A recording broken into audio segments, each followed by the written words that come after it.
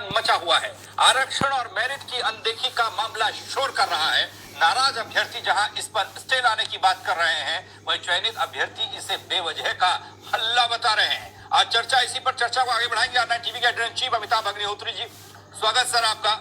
एक मजबूत पैनल भी हमारे साथ जुड़ेगा, लेकिन उससे पहले आप खबर देखिए रिपोर्ट के जरिए।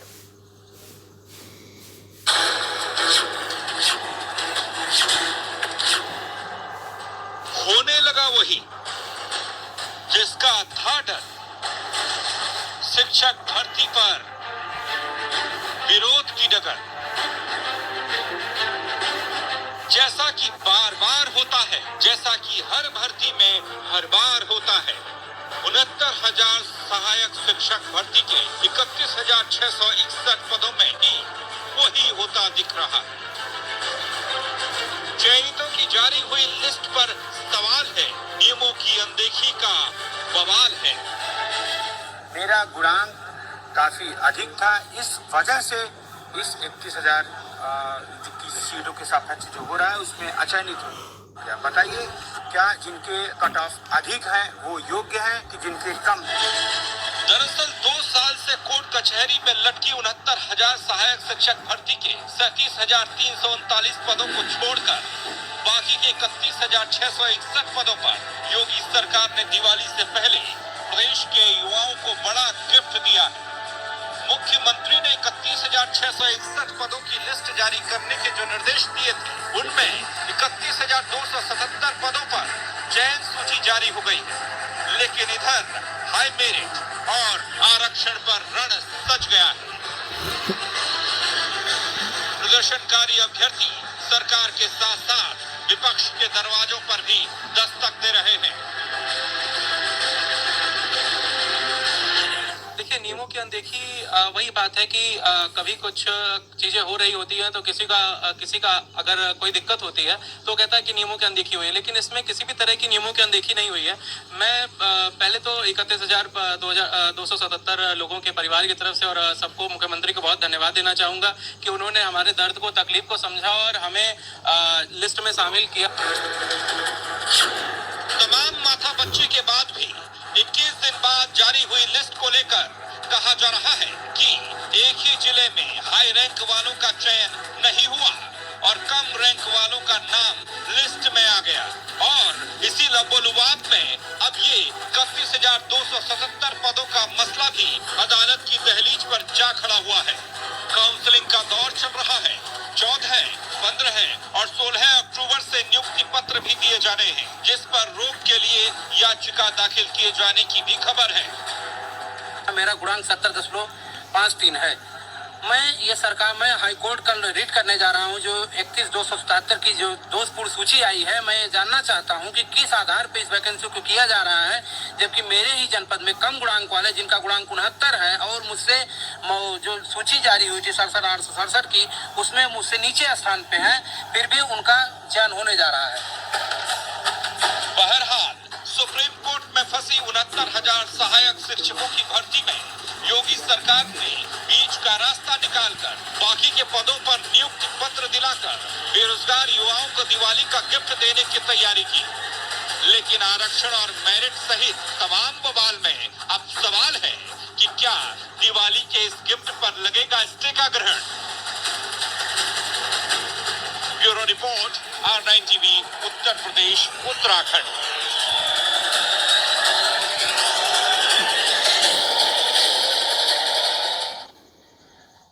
तो तमाम अभ्यर्थी कहां इंतजार कर रहे थे दिवाली के गिफ्ट का, लेकिन अब ये गिफ्ट फिर से एक बार फंसता हुआ दिख रहा है भंवर में। इसी पर आज चर्चा होगी। मेहमान हमारे साथ जुड़ चुके हैं।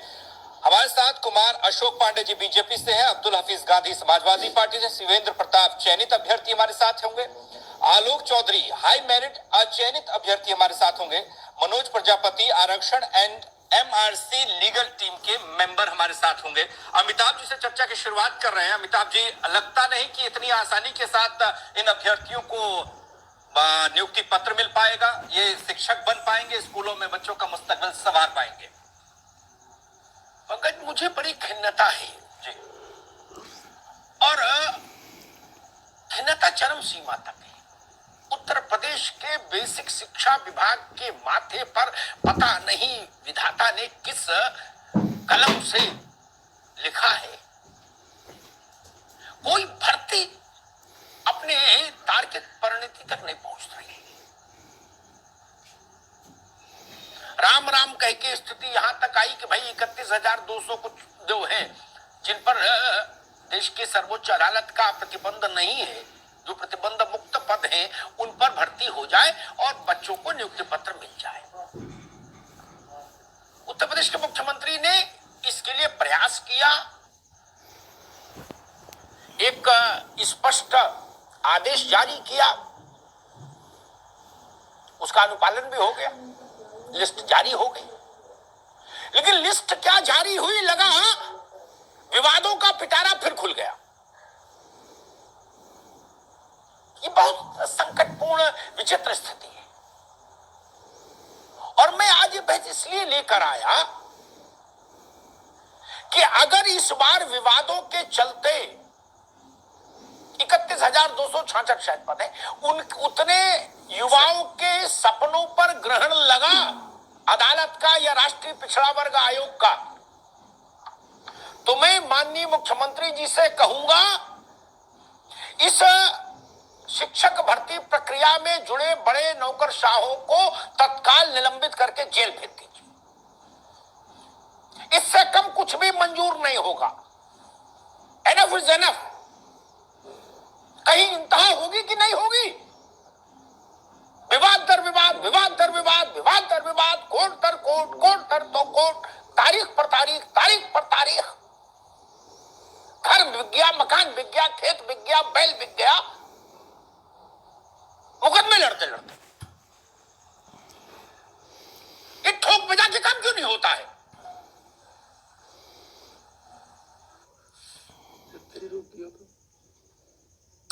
विश्व भर में भारत के चुनाव प्रक्रिया का मान है, और एक कैसी संस्थाएं हैं, आयोग हो चाहे कोई हो, चाहे शिक्षा विभाग हो, जो एक छोटी सी भर्ती नहीं करा पाता, जो विवाद रहित हो, आक्षेप रहित हो, पारदर्शी हो, प्रामाणिक हो, विश्वसनीय हो। इसलिए आज मैं बहस इसलिए लेके आया। गोलमोल बात मुझे पसंद नहीं। अगर ये भर्ती फंसी, आज जैसे लखनऊ में कुछ दृश्य हुए, समाजवादी पार्टी के कार्यालय के बाहर भी 1,000-2,000 युवाओं ने जाके प्रदर्शन किया, और तमाम सूत्रों से मेरे पास स्रोतों से सूचनाएं आ रही हैं कि कुछ वर्ग के ऐसे लोग हैं, चाहे वो हाई मेरिट वाला मामला हो, चाहे पिछड़े वर्ग के आरक्षण का मसला हो, वो लोग फिर अदालत जाने को बैठे। अब अगर इसमें फिर कोई संकट पैदा हुआ, व्यवधान अवरोध पैदा हो, तो मैं आज ये बहस इसलिए लाया ताकि ये बात सनद रहे। मेरा आग्रह मुख्यमंत्री जी से होगा, रूथलेसली इस बार अधिकारियों को निलंबित करके जेल भेज दीजिए। एक बार ये कड़ा कदम उठ जाएगा तो मान कर चलिए, ये बेसिक शिक्षा विभाग में कोरोना की वैक्सीन का काम करेगा। एक बार 10-5 बड़े अधिकारी जेल चले जाएंगे, कोई आसमान नहीं फट जाएगा, लेकिन नीचे चपरासी तक दुरुस्त हो जाएगा। सचिव से लेके चपरासी तक सब बिल्कुल दुरुस्त हो जाएंगे। उत्तर प्रदेश में एक फ्रेज है, राइट टाइम, सब राइट टाइम हो जाएंगे। लेकिन इस बार करना यही पड़ेगा भाई। इससे कम गोल मोल बातें कि देख रहे हैं। मैं पहले नौजवान साथियों से जरा बात कर लूं, फिर राजनीतिक लोगों के पास आऊंगा, अशोक पांडे के पास और अब्दुल हफीज गांधी के पास। मनोज प्रजापति, क्या अभी जो 31,266 भर्तियां होनी है जिनकी सूची जारी हुई, उसमें आप लोगों को आपत्ति है सूची में? जी, क्या आपत्ति है और क्यों आपत्ति है? और अगर सूची और सूची पर आपत्ति और फिर नई सूची, फिर उस पर आपत्ति, यही प्रक्रिया चलती रहेगी अनंत काल तक, तो आप लोग बुढ़े हो जाएंगे मित्र। आपके बच्चे नौकरी के लिए इम्तिहान दे रहे होंगे, तब तक ये भर्ती सेटल नहीं होगी। क्या करोगे मनोज जी? जी देखिए, मैं बताना चाहता हूं कि बेसिक शिक्षा विभाग ने पहली बार संवैधानिक अतिक्रमण करके आरक्षण पर चोट किया है, और इसका सीधा सीधा हमारे पास सबूत है। हमने सबूत भी पेश किए, माननीय राष्ट्रीय पिछड़ा वर्ग आयोग ने 11 तारीख को हमें प्रयागराज निदेशालय भेजने का काम किया 5 सदस्यीय टीम को, और वहां पर अधिकारियों ने यह कहा था कि आप 5 सदस्यीय टीम को वहां भेजिए, हम इन्हें मूल चयन सूची से लेकर के सब कुछ दिखाएंगे और हम इन्हें संतुष्ट करने का काम करेंगे। लेकिन प्रयागराज निदेशालय हम जैसे ही बेसिक शिक्षा विभाग में पहुंचे, वहां पर संयुक्त सचिव महोदय मिले, उन्होंने कोई भी हमें मूल चयन सूची नहीं दिखाई, बल्कि बहलाने फुसलाने का काम किया। मैं आपको क्या कहा बहलाने फुसलाने में? क्या क्या आइसक्रीम मंगा खिलाई, चाय मंगाई खिलाई, पिलाई, बिस्कुट खिलाया, क्या बहलाया फुसलाया? बिल्कुल मैं कुछ मिठाई ठाई बांधती घर के लिए? बिल्कुल बताना चाहूंगा। 3 बार चाय मंगाई, अच्छा, उसके बाद समोसे मंगाए। बिस्कुट भी था? नहीं नहीं, बिस्कुट समोसा गरम था? जी गरम था। अच्छा, समोसे थे। हाँ, ये पहला चटनी थी कि नहीं? जी चटनी थी उसके साथ? हाँ चटनी थी। समझदार अधिकारी है, आगे तरक्की करेगा। हाँ जानता है। हाँ। 6 घंटे हमें बैठाए रखा, अंतिम समय में कह दिया कि मूल चयन सूची हम प्रदान नहीं कर पाएंगे।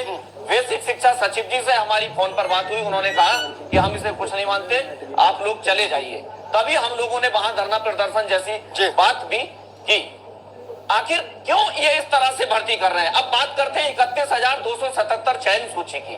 चूंकि जो वर्गवार डाटा ये बेसिक शिक्षा विभाग प्रदान नहीं कर पाया, हम आरक्षित वर्ग के लोगों ने मेहनत करके प्रयास करके उस डाटा को निकालने का वर्गवार प्रयास किया, तो वहां पर देखा कि आरक्षण ओबीसी को 27% की जगह पर यहाँ 20% दिया गया नई चयन सूची में, जबकि पुरानी चयन सूची में वो 21% दिया गया था।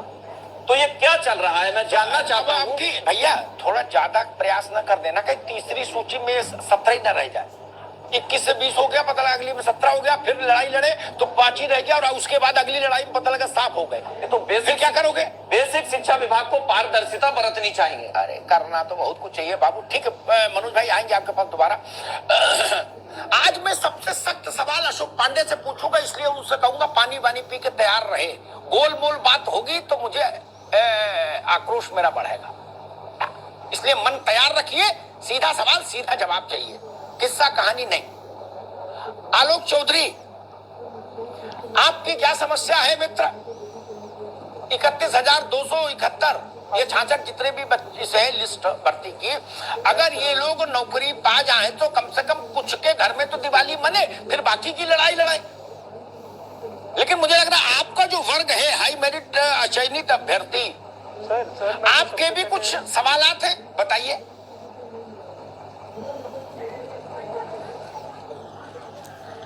सर मैं सर्वप्रथम तो R9 टीवी का आभार व्यक्त करता हूँ और आपको प्रणाम करता हूँ सर। जी धन्यवाद सर। मुझे बहुत खुशी है, मैं बधाई देना चाहता हूँ अपने भाई बहनों को जो भी चयनित हुए हैं सर जो भी चयनित हुए हैं, मैं अपने भाई बहनों को बधाई देना चाहता हूँ। 31,272 सर, गलती मेरे भाई बहनों की नहीं है सर, गलती सर इसमें शासन की है सर। मेरी रैंक सर 60,000 है, बैनपुरी डिस्ट्रिक्ट है मेरा, जिसमें सर 67,668 वालों को चयन मिल गया, 65,990 वाले को चयन मिल गया।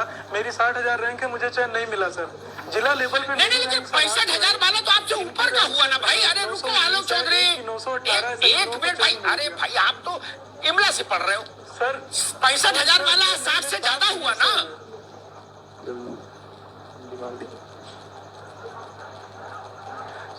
सर। रैंक देखी जाए 67,867 के अकॉर्डिंग देखी जाएगी ना सर। अच्छा रैंक, सॉरी मुझे नंबर रैंक समझ गया। Yes yes you are right. हाँ सर मेरे पास सारी लिस्ट है सर। ठीक समझ गया, ठीक है, यू आर राइट। मैं कंफ्यूज था। सारी लिस्ट है। ठीक है आलोक बोलो। हाँ और दूसरी बात सर, एक मिनट सर, दूसरी बात 67,867 में जिसका अंतिम चयन सर उन्नाव में हुआ है, उसका भी चयन सर 31,000 में हुआ है, तो सर हमें क्यों बाहर कर दिया गया? तो अब क्या सोचा है आगे? क्या मुकदमा लड़ोगे, धरना होगा? पूरा डेटा है सर मेरे पास में है।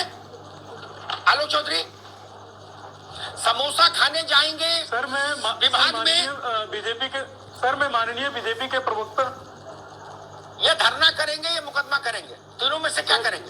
सर मैं माननीय बीजेपी के प्रवक्ता महोदय से ये जानना चाहता हूँ सर, ना मुझे धरना करना है ना मुझे मुकदमा करना है। मैं माननीय प्रवक्ता महोदय के शरण में हूँ, बीजेपी के शरण में। इनसे सर मैं जानना चाहता हूँ कि अब हम लोगों के लिए ये क्या करना चाहेंगे। ठीक, वो तो हम लोगों की क्या गलती है सर? हम लोग हाई मेरिटोरियल है, तो हमारी क्या गलती है सर? हम बाहर बैठे रहेंगे सालों से कि करना क्या चाह रहे हो महाराज, वही तो नहीं पता लगता है। 1 घंटा आता है और बीत जाता है और गोल गोल जलेबी से छान के निकल जाते हैं सर। शिवेंद्र प्रताप, कितनी उम्मीद है कि अब की चिट्ठी मिल जाएगी? उम्मीद है या नहीं है लिस्ट आने के बाद भी? सर लिस्ट आने के बाद उम्मीद बढ़ गई थी, लेकिन चूंकि जिस तरीके से लिस्ट पर आपत्तियां निकल करके सामने आ रही हैं, उस तरीके से सर उम्मीद दूर दिख रही है। सर पिछली बहस में भी आपके माध्यम से ही हमने अनुरोध किया था शासन से कि आदेश आने का इंतजार कर लिया जाए और व्यर्थ के विवादों को तूल न देते हुए पूरी सूची एक साथ कराई जाए, पर शासन ने बात नहीं मानी और शासन ने चयनित अभ्यर्थियों को दो फाड़ में विभाजित कर दिया। क्योंकि भर्ती बड़ी है तो एक साथ सबको संतुष्ट करना मुमकिन नहीं है। इस वजह से सर आदेश शांतनु गौडर सर भी आ चुके हैं।